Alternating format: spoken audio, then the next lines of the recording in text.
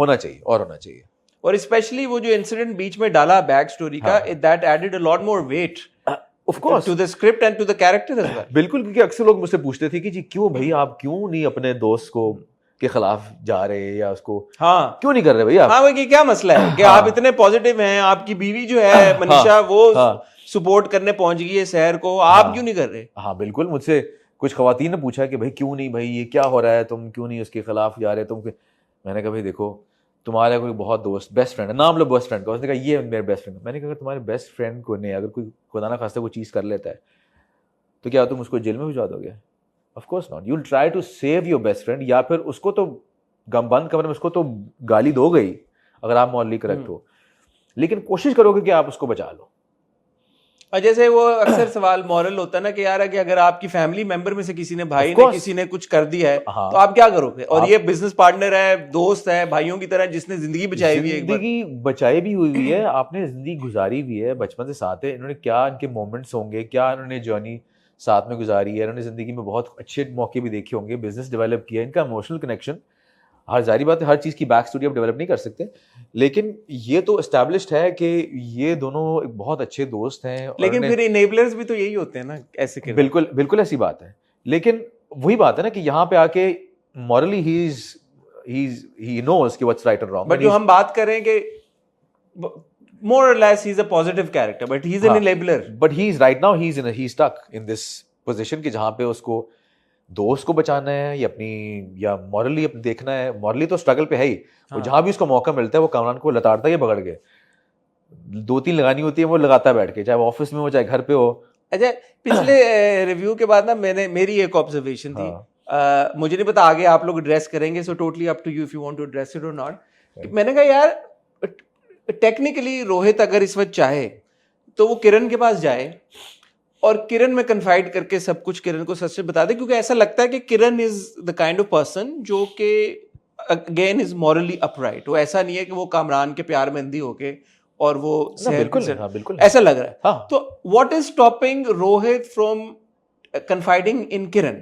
क्योंकि ऐसा लगता है रोहित को देख के कि स्टैंड वो लेना चाहता है, लेकिन इस एक बर्डन की वजह से कि क्योंकि कामरान ने उसकी जान बचाई थी, बट देन अगेन किरण भी उस वक्त कामरान के साथ थी, तो किरण ने भी उतनी ही जान बचाई है रोहित की जितनी कामरान ने बचाई है। सो ये आपने इस नजरिए से देखा कि यार why is he not confiding in Kiran? फिर अगर वो क्योंकि दोस्त तो तीनों थे, हाँ कन्फेस कर देगा, देन फिर वही बात है ना कि फिर उसकी जो कामरान की जिंदगी, उसकी फैमिली टूटेगी, बिजनेस भी टूटेगा, और जब बिजनेस टूटेगा तो फिर इसकी सर्वाइवल पे बात आ जाएगी, बिकॉज ऐसा तो नहीं है ना कि ये पार्टनरशिप अलग करके एकदम एस्टैब्लिश कर लेगा। So there is more to it than that one reason of course एक बिजनेस भी एस्टैब्लिश है साथ में, और उसको ये भी नजर आ रहा है कि इसकी अभी बच्ची हुई है, तो अगर एकदम इसको खुल के बता देगा तो इसकी लाइफ तो बर्बाद होगी, उसकी फैमिली टूटेगी, बिजनेस भी टूटेगा, हर चीज़ है। वो मेरी बीवी भी मुझे ताने मारती है कि तुम बिजनेस की वजह से कर रहे हो ना।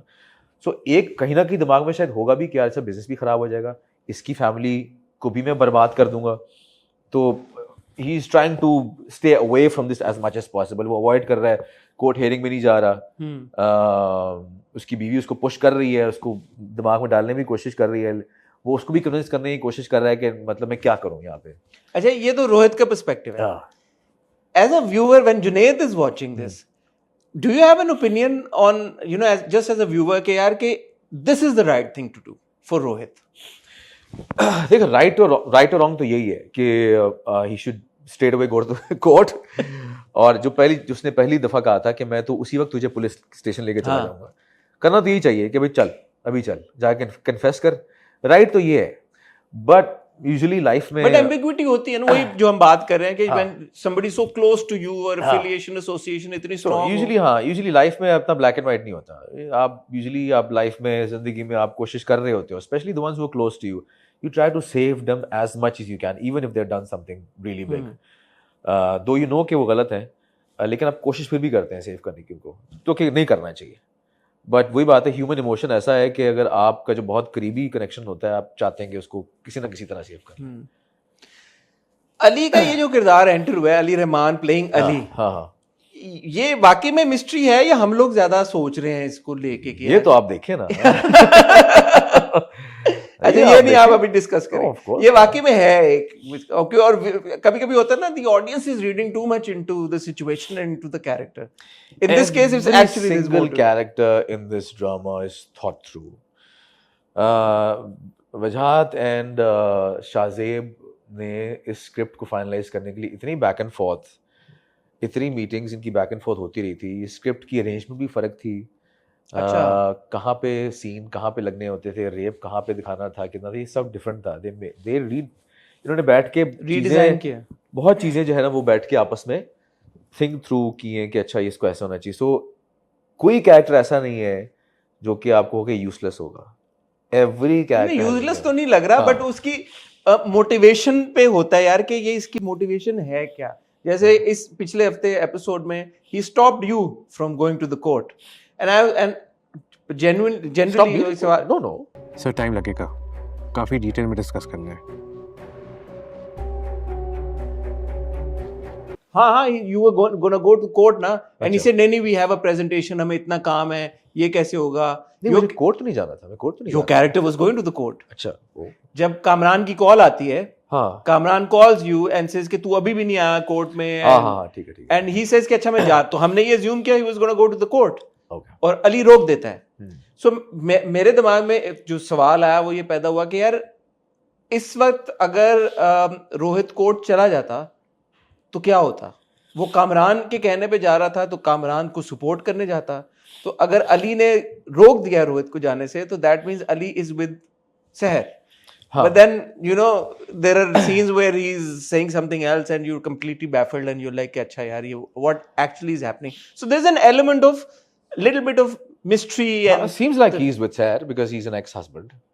Seems like seems like being the but it's interesting is what I'm saying. It's interesting. हाँ, बिल्कुल interesting है। और as I said कि every character has a significance. Every scene is very, कोई सीन ऐसा नहीं होगा जो कि आप जो होगा कि यार इसकी कोई ये फालतू का सीन है।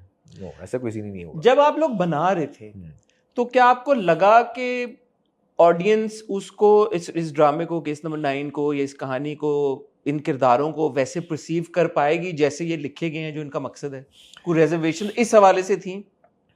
नहीं, आई थिंक इस मामले में the writer Shazeb, Wajahat were very clear. I think इन दोनों की जो सेंसिबिलिटी है, awareness in terms of what audience की सेंसिटिविटीज़ के बारे में, I think they very clear.